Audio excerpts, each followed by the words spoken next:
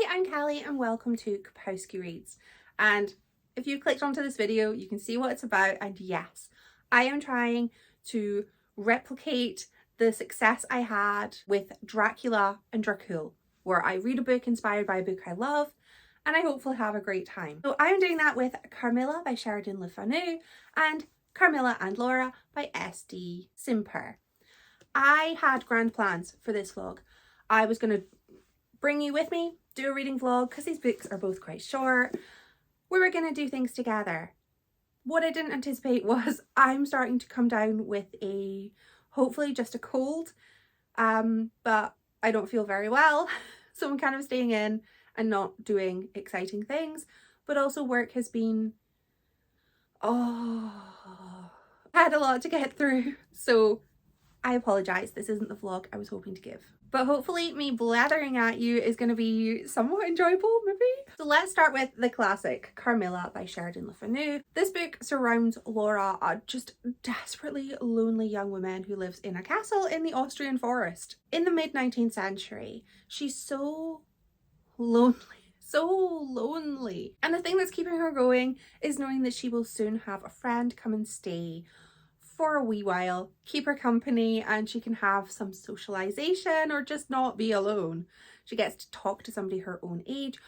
Unfortunately, news comes that her friend has sadly passed away, and Laura is both mourning her friend and mourning the fact that she's still alone. Then a carriage appears and there's an accident. The people in the carriage, there is a young beautiful woman and there is her mother. And her mother's like, I've got to go. I've got stuff I need to deal with. Can you please look after my child? And because this is the mid-19th century and it's a book, they're like, yeah, sure. Mysterious stranger, come and stay with us. And that mysterious stranger is Carmilla. Carmilla and Laura then begin this beautiful friendship where they were both desperately lonely and they found each other. And strange happenings start to happen. Young women nearby start to pass away under very mysterious circumstances and fingers start to get pointed. All the while, Laura and Carmilla's relationship continues to grow. I love this book with my entire heart. I think what I loved about this the most is the fact that I think it really captured the loneliness of Laura just so perfectly. She was in a very privileged position, but all she really wanted was a friend, a companion. And I really thought the setting was exquisite. A castle next to a forest, very, very gothic and very creepy. And I loved that the main of this book really focused on the women. It really focused on Laura, really focused a little on Carmilla, but it's mainly from Laura's perspective.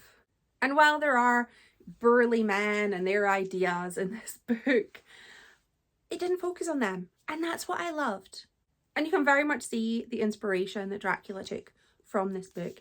It's very short, it's a very quick read, but it is a book that I love to read every October. I didn't come to this book until kind of later. I'd read Dracula first, but I wish I'd read this first, but you can't change the past. While reading Carmilla, I kept sort of thinking, is this a romance book?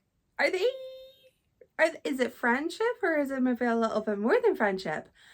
And I kind of found myself wishing that it was a little bit more than friendship. Oh, don't worry, because SD Simper took care of that with their reimagining of Carmilla in the form of Carmilla and Laura. I got this book last year and I planned to read it last year, but did I?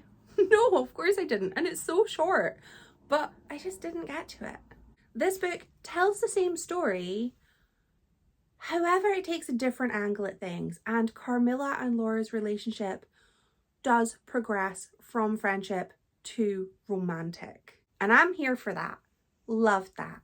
I also loved the way that we got to know more about Carmilla, because in the original novella, Carmilla is kind of this mysterious girl. And we don't know too much about her, but here we get some backstory, and I feel like I love a flashback moment, and we get that for Carmilla, and we get more about Carmilla's mother character.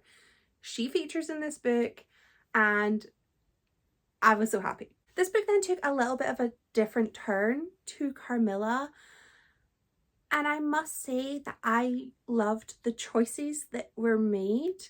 I cried. I mean, I cried at both of them, but I didn't expect to cry at this, but I did. And I was kind of left going, yeah, I feel like the characters got what I wanted for them or what I expected. And I was just left very pleased that the characters had been given another chance to have their story together.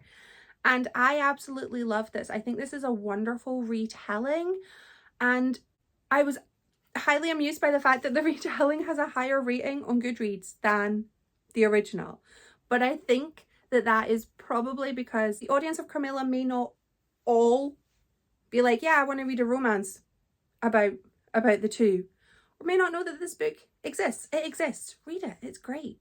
So I'm so sorry. This is such a short little vlog. I'm just really not feeling very well. And I'm looking in the viewfinder and I can just see myself and I'm like, I just look like a moon. I'm so pale right now. And I'm wearing more makeup than I usually am.